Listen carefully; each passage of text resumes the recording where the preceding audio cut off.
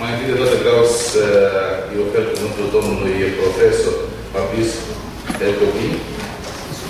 Domnul profesor, vă rog foarte mult.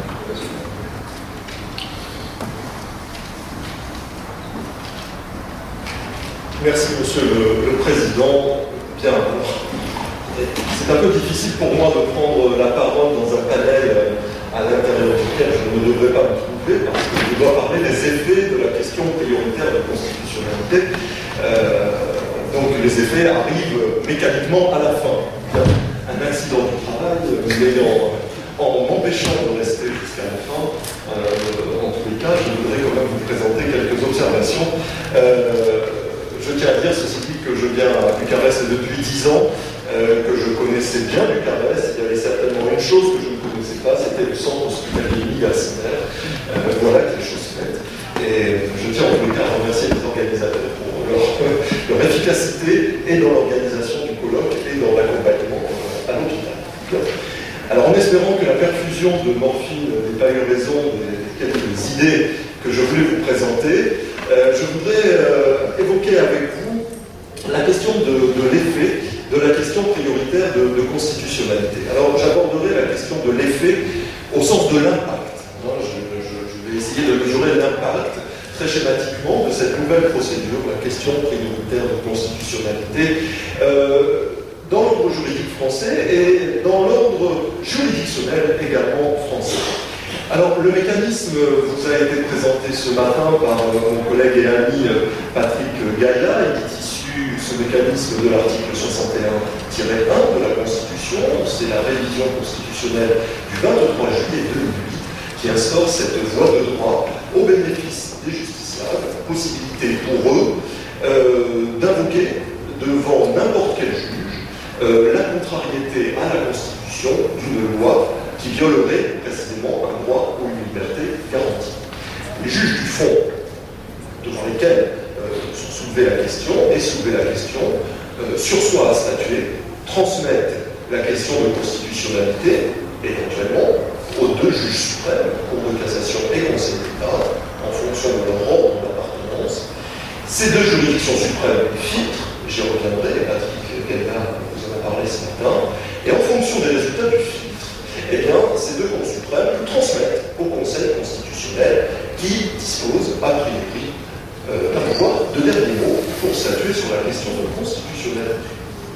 Alors, c'est un mécanisme très subtil et qui, j'allais dire, réalise une habile conciliation entre l'exigence de la protection des droits fondamentaux à l'européenne, je dirais, conformément au modèle européen de justice constitutionnelle, et en même temps en essayant de préserver quelques restes de tradition légicentrice. Vous savez, cette tradition française selon laquelle la loi a une certaine sacralité, et alors le contrôle de constitutionnalité, même s'il est frontalement contre la loi, essaye, à travers la procédure de la question prioritaire, de maintenir aussi encore une sacralité de la loi. Revenez, le mécanisme n'instaure pas un contrôle de constitutionnalité décentralisé de la loi. Au regard de ces observations, je dirais que la question prioritaire de constitutionnalité a eu des effets attendus. Ce sera le premier point que j'évoquerai. En revanche, il y a aussi des effets plus inattendus, et je verrai dans un second temps. Enfin, il y a selon moi des effets qui étaient redoutés, et ce sera ma troisième partie. Finalement, on peut se demander si la créature n'a pas échappé à son créateur, quelque part. C'était Jean Rivero, vous savez, qui, dans un ouvrage, disait « Les institutions, à la différence des satellites, demeurent rarement sur l'orbite sur laquelle leur créateur a entendu les placer ». Je crois que c'est tout à fait vrai pour la question prioritaire de constitutionnalité. Il y a une espèce de potentialisation de ces effets qui sont, à mon avis, un signe de bonne santé de la question prioritaire de constitutionnalité. Alors, d'abord, quelques mots sur l'attendu. L'attendu, c'était ce qui était prévu, c'était ce qui était prévisible quand on a instauré la question prioritaire de constitutionnalité. C'était finalement les objectifs que s'était assigné le constituant au moment de l'instauration de la question prioritaire. Alors, il y a un effet attendu à deux niveaux. hiérarchisation des normes, et puis ensuite en termes de juridictionnalisation du Conseil constitutionnel. Alors, j'irai très vite. En termes de hiérarchisation des normes, d'abord, la volonté affirmée était de faire en sorte que la question prioritaire permette de garantir la primauté de la Constitution. Ça peut sembler une évidence, mais tout cela découle très nettement du caractère prioritaire que le législateur organique a entendu donner à la question de constitutionnalité. L'idée, le Conseil constitutionnel l'a rappelé dans sa décision du 3 décembre 2009, l'idée est de faire que la Constitution soit respectée et l'idée est de rappeler la suprématie de la Constitution dans la hiérarchie des normes juridiques. Cette suprématie découle aussi de l'effet de la QPC, puisqu'une décision d'inconstitutionnalité vaut erga omnes et a pour effet d'entraîner une abrogation au terme de l'article 62 alinéa 2, et ce à l'inverse du contrôle de conventionnalité dont vous a parlé mon collègue Patrick Gattaz. Donc, premier effet en termes de hiérarchisation, garantir la prééminence de la Constitution. Deuxième effet en termes de hiérarchisation, remettre en cohérence les contrôles. Contrôle de constitutionnalité, contrôle de conventionnalité. Patrick en a parlé, il n'y revient pas. Vous savez qu'une des difficultés en France, c'est d'articuler ces deux contrôles, parce que précisément, ces deux contrôles ne reposent pas dans les mains des mêmes juges. Le contrôle de constitutionnalité et l'exclusivité du Conseil constitutionnel, le contrôle de conventionnalité en application de la jurisprudence IVG du Conseil constitutionnel de 1975 repose, par défaut, je dirais, dans les mains des juges ordinaires. Donc finalement, la question prioritaire de constitutionnalité avait vocation à instaurer un certain hermétisme entre ces deux contrôles, une certaine cloison. Pour autant, il résulte de cette construction qu'un brevet de constitutionnalité décerné par le Conseil constitutionnel ne vaut pas brevet de conventionnalité, puisque les deux contrôles sont manifestement distincts. Alors il y aurait certes une limite à la clarification des deux contrôles, c'est le problème du filtre, et on a pu en parler ce matin. Lorsque la Cour de cassation et le Conseil d'État exercent le filtre sur l'appréciation du caractère sérieux du renvoi à la question prioritaire de constitutionnalité, n'est-on pas là face à un préjugement de constitutionnalité de la part de la Cour de cassation et de la part du Conseil d'État? Et d'ailleurs, quelle que soit l'intensité du contrôle exercé, et j'y reviendrai tout à l'heure. Alors, on sait que la Cour de cassation a plutôt essayé de freiner l'essor de ce contrôle de constitutionnalité. Elle a refusé régulièrement de transmettre des questions prioritaires au Conseil constitutionnel. Le Conseil d'État, lui, au contraire, a développé une vraie politique jurisprudentielle qui visait à s'approprier une partie du contrôle de constitutionnalité. Ce qui signifie que tout l'enjeu est la définition de ce que j'appellerais la ligne de démarcation acceptable entre l'appréciation du caractère sérieux de la question et l'exercice d'un véritable contrôle de constitutionnalité de la part des deux cours suprêmes. Vous voyez, la frontière est ténue, en réalité, entre les deux. Alors le Conseil d'État a essayé d'avoir une jurisprudence un peu constructive, et à l'occasion d'un colloque, le président Stirn a relevé que lorsque le Conseil d'État a décidé de ne pas transmettre la question de constitutionnalité au Conseil constitutionnel, sa motivation était plus développée. En revanche, lorsqu'il décidait de transmettre la question de constitutionnalité au Conseil constitutionnel, il respectait l'office du juge constitutionnel et développait une motivation plus en retrait, de façon à garantir la marge de manœuvre du juge constitutionnel. Ça, c'est la théorie. En pratique, la nuance est vraiment très ténue. Donc, premier effet de la QPC, effet attendu, réorganiser la hiérarchie des contrôles et la suprématie de la Constitution. Deuxième effet attendu, et j'irai très vite, un effet quant à la juridictionnalisation du Conseil constitutionnel. Alors, vous savez, le Conseil constitutionnel fait figure d'exception dans le grand club des cours constitutionnelles européennes. Finalement, il serait presque un modèle à lui seul.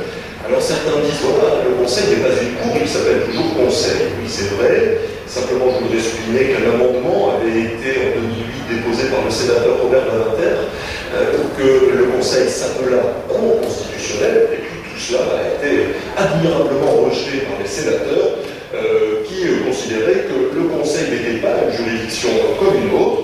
Donc à ce titre, le changement de désignation n'apporterait rien de plus. On peut tout à fait renverser l'argument en disant que puisque le Conseil n'est pas une juridiction comme une autre, autant alors le qualifier de manière adéquate au regard de son rôle et de son statut. Bref, le procès en illégitimité récurrent du Conseil constitutionnel qui en fait qu'il y aurait dans la procédure un défaut de juridictionnalisation. C'est vrai que dans le cadre du contrôle abstrait, la procédure du contrôle de constitutionnalité n'est pas codifiée. Les juges constitutionnels préférant, et les présidents successifs, ne pas adopter de règlement de procédure de façon à se garder une marge de manœuvre un peu plus ample. Bien. Mais dans le cadre du contentieux concret de la constitutionnalité avec l'article 61-1, alors là, l'instance constitutionnelle doit désormais satisfaire aux exigences de l'article 6, paragraphe 1, et aux exigences de la Vis Mateos contre Espagne, notamment. Donc, dans le cadre du contentieux concret de la constitutionnalité, le Conseil a adopté un règlement intérieur, celui du 4 février 2010, qui codifie toute la procédure. Alors, je ne rentre pas dans les détails de la codification, simplement je souligne que je ne suis pas tout à fait convaincu que la codification telle que mise en œuvre soit suffisante pour passer sous les fourches codines de la Cour européenne des droits de l'homme, et notamment sur le plan du déport des membres. On a quelques exemples récents qui peuvent nous faire penser qu'un jour, la France sera condamnée pour un certain défaut d'impartialité dans le cadre du contrôle de constitutionnalité concret. Mais aujourd'hui, en l'état, quand le Conseil constitutionnel tranche sur le fondement de l'article 61-1 une question de constitutionnalité, on est dans le cadre d'un véritable litige constitutionnel, il y a un procès constitutionnel dans lequel il y a une véritable contestation, une contestation qui garantit l'intérêt des parties, et la décision est revêtue d'une autorité absolue de choses jugées. Bien. Donc, véritable formalisation, véritable juridictionnalisation du Conseil. Voilà pour les effets attendus, et je veux dire que la question prioritaire a rempli son office de ce point de vue-là. Pour l'inattendu, maintenant. Les effets inattendus, c'est le deuxième temps du raisonnement, c'est, je dirais, l'imprévu. Pour certains, pour d'autres, c'était l'inespéré. Après tout, l'inattendu, c'est aussi l'inespéré pour certains observateurs du Conseil constitutionnel. Alors, il y a deux effets un peu inattendus. Le premier effet a été la résistance de la Cour de cassation à s'impliquer dans cette procédure. Et puis, le deuxième effet, c'est le caractère retentissant de certaines décisions. Alors d'abord, la résistance de la Cour de cassation. Là aussi, je pense que Patrick Gaillard a dû vous en parler, donc je vais aller très vite. Vous avez compris que... D'accord, donc vous avez compris que le nerf de cette procédure, c'était les filtres exercés par la Cour de cassation et le Conseil d'État. Cette procédure ne peut être efficace que si les juridictions suprêmes chargées du filtre jouent le jeu, évidemment. Sinon, elles disposent d'un véritable pouvoir de blocage. Ça veut donc dire que, d'une part, les deux juridictions suprêmes doivent admettre cette procédure de contrôle de constitutionnalité, et puis ensuite, ça veut dire que les deux juridictions suprêmes doivent opérer un filtre judicieux et pertinent. Pas de problème pour le Conseil d'État sur ces deux plans. En revanche, véritable résistance qui a confiné à l'hostilité de la part de la Cour de cassation.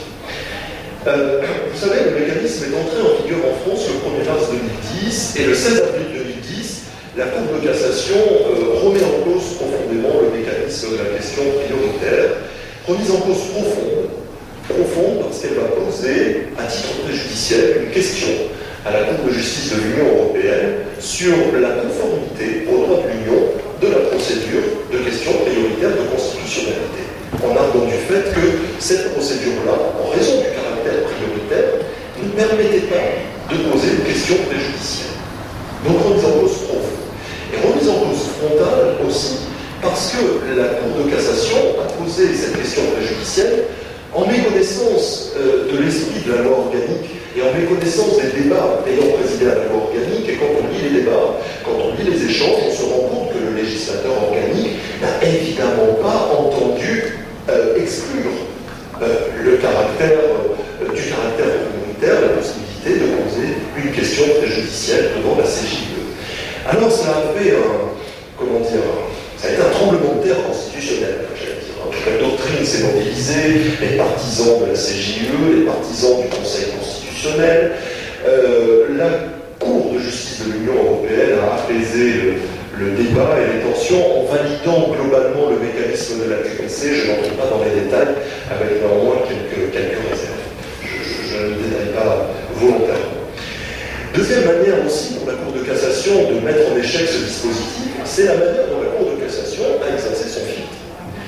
Autant le Conseil d'État a été constructif dans la manière d'exercer le filtre, autant la Cour de cassation n'a pas exercé de filtrage équilibré. Elle a multiplié les refus de transmission et elle a opéré un contrôle très strict, très serré des dispositions à transmettre. Et elle a notamment interprété très strictement la notion de disposition législative, notion sur la base de laquelle la transmission est possible. Et du coup, elle a bloqué le principal levier de la transmission. Donc là aussi, la Cour de cassation a une attitude d'hostilité. Alors on peut se demander pourquoi. Alors moi, je vois trois explications. D'abord, une raison liée au bouleversement dans l'ordre juridique qu'a créé la question prioritaire. La Cour de cassation est-elle véritablement favorable au contrôle de constitutionnalité a posteriori? Très franchement, j'en doute. Parce que la Cour de cassation est peut-être le premier juge à exercer le contrôle de conventionnalité. Elle exerce très souvent le contrôle d'une loi au regard des dispositions de la Convention européenne des droits de l'homme. Et finalement, ce contrôle de constitutionnalité a posteriori, c'est aussi une forme de dépossession de la Cour de cassation qui, au regard de l'histoire du tribunal de cassation, s'est toujours présentée finalement comme la gardienne du légicentrisme français. Donc, moi je pense qu'il y a aussi une raison historique à cette résistance de la Cour de cassation. Il y a aussi le fait, deuxième raison, que la question prioritaire de constitutionnalité, j'aborderai dans ma troisième partie, bouleverse le paysage juridictionnel français.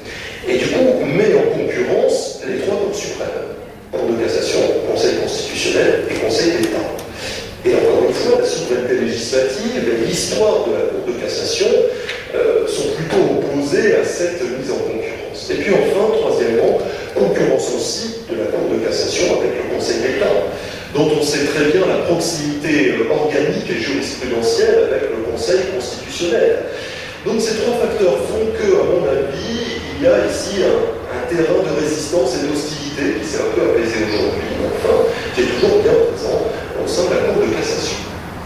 Ça, c'était le premier effet inattendu. Le deuxième effet inattendu, et j'y vais très vite parce que Richard va en parler, c'est l'effet retentissant de certaines décisions de questions prioritaires de constitutionnalité. Alors moi, je trouve qu'il y a un vrai succès de procédure là.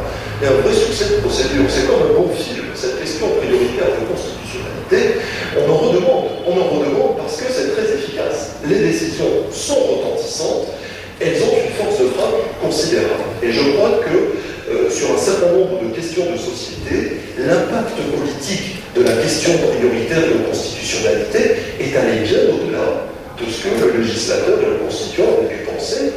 La majorité a été très souvent freinée.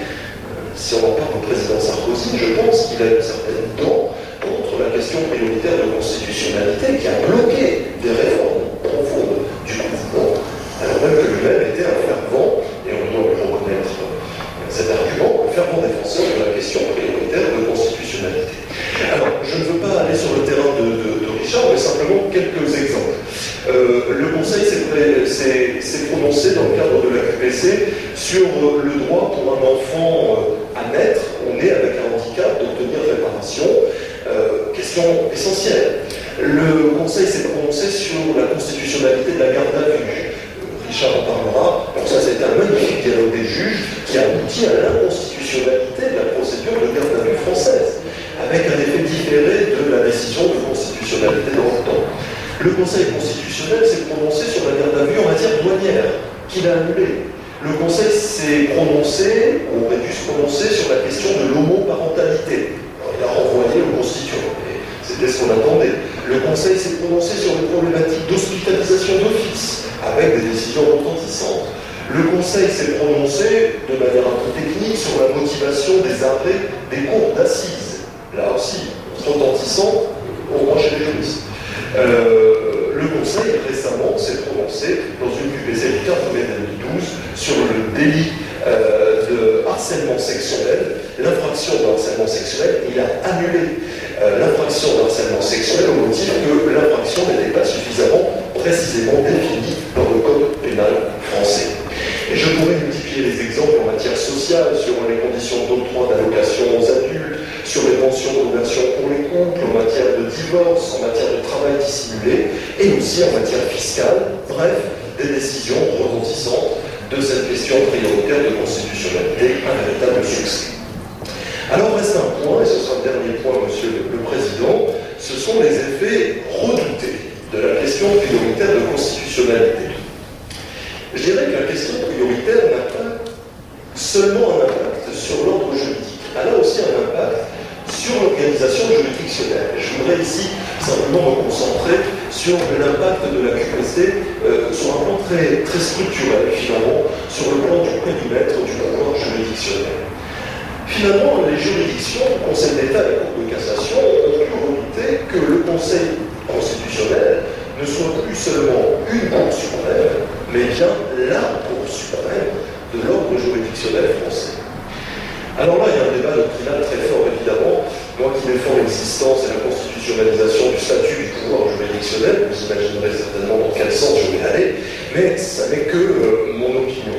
En tous les cas, je crois que depuis l'entrée en vigueur de la question prioritaire de constitutionnalité, pour faire très court, il y a un nécessaire repositionnement du Conseil constitutionnel. En tous les cas, la question doit se poser de la place du Conseil constitutionnel au regard des deux autres cours suprêmes. Je pense que le Conseil constitutionnel pourrait être considéré peut-être comme la Cour suprême, et non seulement comme une Cour suprême, pour plusieurs raisons. D'abord parce qu'il a, j'allais dire avec lui, ou sous lui, dans une logique hiérarchique, deux cours suprêmes, chacune Cour suprême de leur propre ordre juridictionnel, Conseil d'État et Cour de cassation, qui exercent des filtres. Et qui, exerçant ce filtre, exerce un pré-contrôle de constitutionnalité, quoi qu'on puisse en dire, et le dernier mot sur ce pré-contrôle de constitutionnalité revient au Conseil constitutionnel, qui bénéficie d'un monopole d'interprétation. Certes, deuxième observation, le Conseil d'État et la Cour de cassation décident si elles veulent ou non transmettre au Conseil constitutionnel la question prioritaire. Il y a donc bien la formalisation d'un lien procédural entre le Conseil constitutionnel et les deux cours suprêmes. Ensuite, troisième raison, je rappellerai une décision QPC, celle du 6 octobre 2010, par laquelle le Conseil constitutionnel contribue à un bouleversement de l'ordre des choses juridiques en affirmant que les interprétations des dispositions législatives par les juges judiciaires et administratifs sont désormais soumises au contrôle de constitutionnalité. Les interprétations des dispositions, plus seulement les dispositions. À mon avis, cette décision est fondatrice d'un possible repositionnement du Conseil constitutionnel en Cour suprême. Quatrième raison, encore de dernier mot, je disais, qui appartient en matière de constitutionnalité au juge constitutionnel, avec une décision erga omnes et une décision avec effet abrogatif dans le cadre de ce contrôle a posteriori. Donc elle fait couper la décision de constitutionnalité. Et enfin, cinquièmement, exerçant tous ces pouvoirs, je crois que le Conseil constitutionnel exerce une fonction de régulation dans l'ordre constitutionnel, fonction de régulation que l'on va retrouver dans toutes les cours suprêmes. Alors, il me semble donc qu'il y a un glissement, peut-être imperceptible, vers ce repositionnement du Conseil constitutionnel, mais ça n'est qu'une humble opinion doctrinale et très rapidement argumentée ici. Et donc, comme un professeur d'université se doit d'être éminemment objectif, je voudrais vous citer pour conclure les propos du président Jean-Louis Debré à l'occasion de la cérémonie du premier anniversaire de la question prioritaire de constitutionnalité. Jean-Louis Debré disait « Le deuxième enseignement est que la QPC renforce le Conseil d'État et la Cour de cassation. Ces deux cours suprêmes sont les cours régulatrices de notre système juridictionnel. Le troisième enseignement porte sur le Conseil constitutionnel. Celui-ci a trouvé sa nouvelle place. J'ai beaucoup d'espoir quand il a dit ça. Celui-ci a trouvé sa nouvelle place. Il nous dit qu'il est la juridiction chargée en France de statuer sur la conformité de la loi à la Constitution et de protéger les droits et libertés constitutionnellement garantis. Le suspense est entier et il conclut en disant « Il n'est, faut-il encore le redire, ni un juge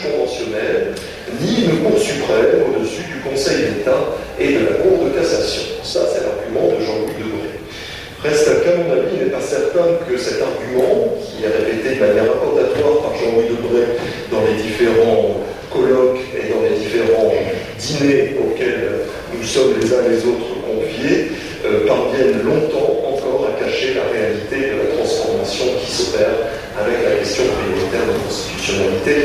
Monsieur le Président, je vous remercie. Merci de votre attention.